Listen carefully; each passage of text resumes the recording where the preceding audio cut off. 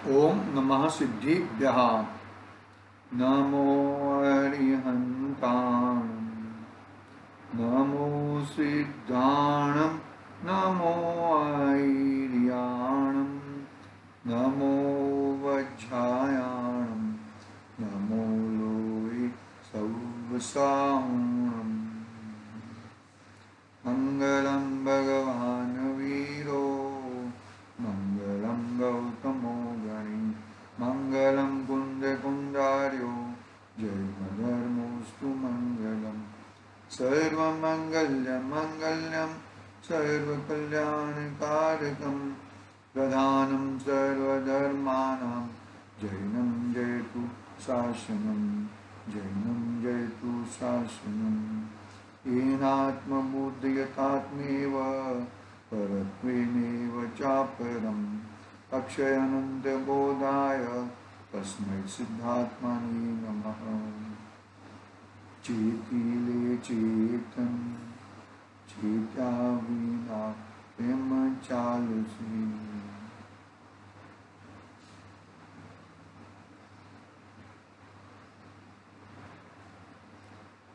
श्री समाधि तंत्र पूज्यपाद स्वामी की महान रचना अपने सामने विराजमान है। आचार्य पूज्यपाद स्वामी समाधि तंत्र की रचना में तीन आत्मा की स्थापना की। आत्मा तो एक ही है, लेकिन ये तीन आत्मा की अवस्थाएं होती है एक आत्मा में, बहिरात्मा, अंतरात्मा और परमात्मा। परमात्मा बने की भावना, मोक्ष जाने की भावना हर जीव में होती है, लेकिन मोक्ष मार्ग में लगने की भावना बहुत विरले को होती है, बहुत कम विरले को होती है। मोक्ष मार्ग में लगेगा तो ही मोक्ष मिलेगा, मोक्ष मार्ग में नहीं लगना है, हमें सीधा मोक्ष मार्ग चाहिए। आजकल के बच्चे हैं ना, easy money, how to make easy money. ऐसा इजी मनी से काम होता नहीं है। हमें हमारा स्वरूप किस तरह से, किस भावना से हम हमारा स्वरूप साधे, वो हिसाब से हमें आगे बढ़ना है। गाथा 31 पे हम आए थे। गाथा 31 में हमारी चर्चा चल रही थी। 31 में गाथा में यह बताया आचार्य देव ने कि जो मेरा आत्मा है उसकी आराधना, किसकी आराधना, कैसे करूं मैं आराधना, मेरी वस्तु की आराधना मैं कैसे करूं, मेरे स्वरूप की प्राप्ति कैसे करूं, ऐसी बात 31 गाथा में कही। देखो, एक वाक्य है जो अक्सर स्वाध्याय मंदिरों में लिखा हुआ रहता है। सुवर्णपुरी सोनगढ़ में गुरुदेव के माध्यम से वाक्य बाहर आया, आगम से ही आया है, कोई आगम के विरुद्ध तो कुछ होता ही नहीं है। क्या क्या बात आई कि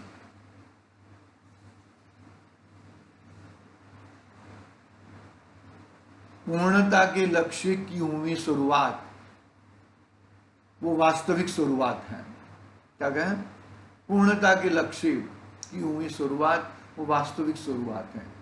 इसका मतलब क्या है कि मैं पहले परिपूर्ण हूं, वो पहले नक्की कर। यदि मैं परिपूर्ण नहीं हूं ऐसा मानेगा तो परिपूर्णता प्रकट नहीं होगी। पहले मैं परिपूर्ण हूं, मैं मेरे स्वभाव में बहुत ही मजबूत हूं, मेरा अंतिम ध्येय ये है, वो ही मैं हूं। फिर आगे देख, वो यहां पर बात लेते हैं 31 नंबर की गाथा में। देखो, मैं ही वह परमात्मा हूँ निज अनुभव गम, मैं उपास्य अपना स्वयं, निश्चय है नहीं अन्य। क्या कहा कि खरेखर मैं परमात्मा हूं, अपने निज अनुभव में ये वस्तु एकदम स्थापित कर दे।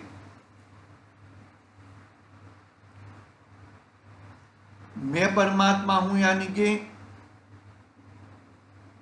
जो पहले तो मैं आत्मा हूं, अंतरात्मा में आत्मा का नक्की हुआ, और वो अंतरात्मा कैसा है कि परमात्मा पने की प्रकट करने की ताकत करने वाला है। वो परमात्मा पना प्रकट होएगा उससे। देखो क्या कहा है यहां पर कि जो परमात्मा है वही मैं हूं, जो परमात्मा है वही मैं हूं। जो यानी कि आत्मा, आत्मा परमात्मा है वही मैं हूं। यहां तक जितने भी परमात्मा हुए हैं वो पहले अपने आप को आत्मा माने हैं, और आत्मा मानने के बाद परमात्मा हुए हैं। आई बात समझ में? ऐसे ही परमात्मा नहीं हो जाते। पकड़ना बात को अच्छी तरह से, जरा शांति से, धीरज पूर्वक।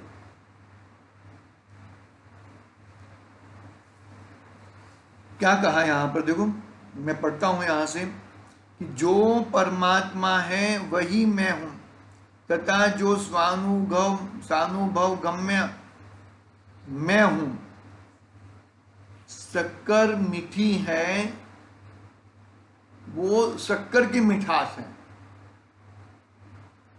मेरी मिठास नहीं है। वो मैं आत्मा से परमात्मा बनूंगा, वो परमात्मा पना मेरे अंदर है, बाहर से नहीं आता। कोई दूसरा कोई डाल दे ऐसा नहीं होता, बाहर से कुछ चीज आती नहीं है। तेरे अंदर जो चीज है वही तेरे अंदर से वो बाहर आती है। 64 पोहरी तिखाश लिंडी पीपर में से, वो लिंडी पीपर में से है, अंदर में पड़ी है।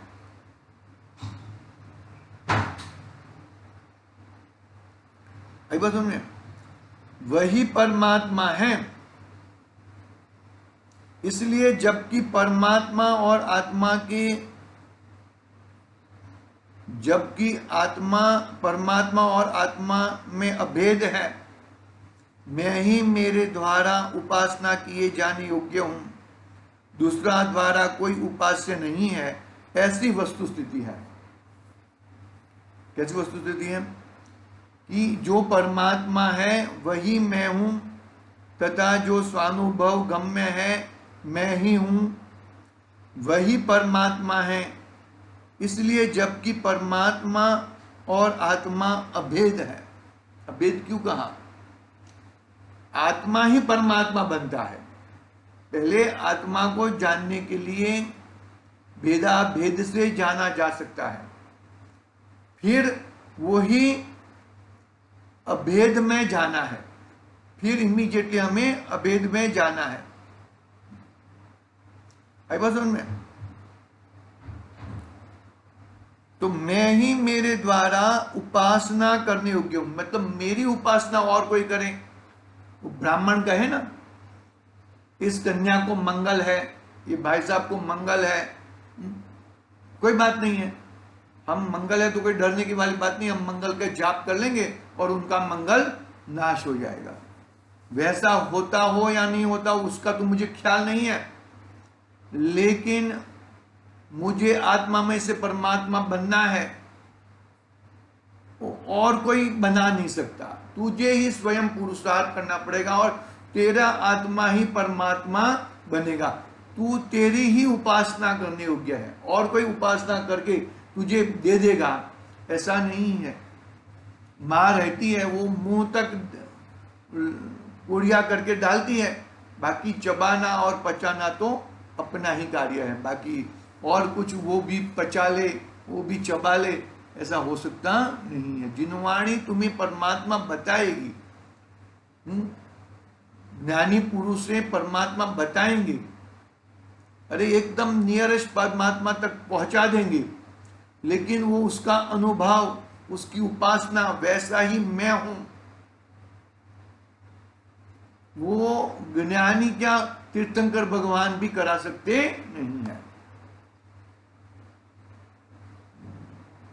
मैं ही मेरे द्वारा उपासना किए जाने योग्य हूं, दूसरा कोई मेरा उपास्य नहीं है, ऐसी वस्तु स्थिति है। दूसरा कोई मेरा उपास्य नहीं है, अन्य कोई उपास्य नहीं है मेरा, दूसरा कोई उपासना करा दे ऐसी व्यवस्था नहीं है। कोई मार्ग बता देगा, लेकिन वो मार्ग पे लगना तो तुम्हें ही है। स्कूटी लेके जा रहे हो, हम गाड़ी लेके जा रहे हो, उल्टे मार्ग में भटक गए हो और किसको पूछा कि भाई ये मार्ग ये यहाँ जाने के लिए नहीं है, ये मार्ग यहाँ जाने के लिए है, आपको यहाँ जाना है तो ये मार्ग पकड़ो, तो वो साथ में नहीं आएगा, अपने को घुमा फिरा के वहां पर जाना होगा। भैया देखो सुन रहे, हाँ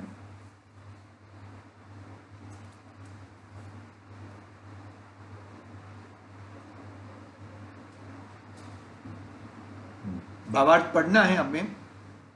देखो क्या कहते हैं, अंतरात्मा विचारता है कि मेरा अंतरात्मा ससंवेदन से प्रसिद्ध है।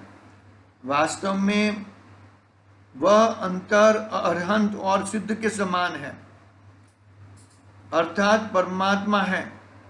उसको अभेदपने उपासना करने से मैं स्वयं ही परमात्मा हो सकूं, वैसा है। इसलिए मैं ही मेरा शुद्धात्मा ही मेरा स्वयं का उपास्य हूं, अन्य कोई उपासना करने योग्य नहीं है। मैं स्वयं ही उपास्य और उपासक हूं। क्या अंतरात्मा क्या विचार करता है कि मेरा अंतरात्मा ससंवेदन करना अपना काम है। आगम का सेवन, युक्ति का अवलंबन और परापर गुरु का उपदेश वो तो बाहर में है। उससे ससंवेदन करना वो मेरी जिम्मेदारी है।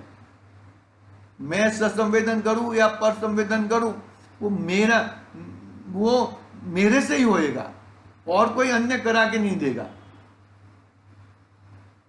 बहुत सारे मतलब है ऐसे, अरे वो बैठे हो आत्मा का ध्यान करने के लिए और ध्यान और किसी का हो रहा हो, तो गड़बड़ अपने में है, बाहर में किधर गड़बड़ नहीं है। अरे वो हो जाता है, मानो कि सपोज अन्य चीज का ध्यान आ भी जाता है, तो भी वहां पे खलेल ना करते हुए वापिस ये मैं नहीं हूं, ये ही मैं हूं, इसका एकदम स्वरूप निश्चिंत होकर आगे बढ़ना चाहिए हमें। देखो, अंतरात्मा विचारता है कि मेरा अंतरात्मा स्वसंवेदन से प्रसिद्ध है। वास्तव में वह अरहंत और सिद्ध के समान है, अर्थात परमात्मा है। उसको अभेदपने उपासना करने से मैं स्वयं ही परमात्मा हो सकूं, वैसा है। इसलिए मैं ही मेरा शुद्धात्मा ही मेरा स्वयं का उपास्य है, अन्य कोई उपासना करने योग्य नहीं है। मैं स्वयं ही उपास्य और उपासक हूं। मैं स्वयं ही उपास्य और उपासक,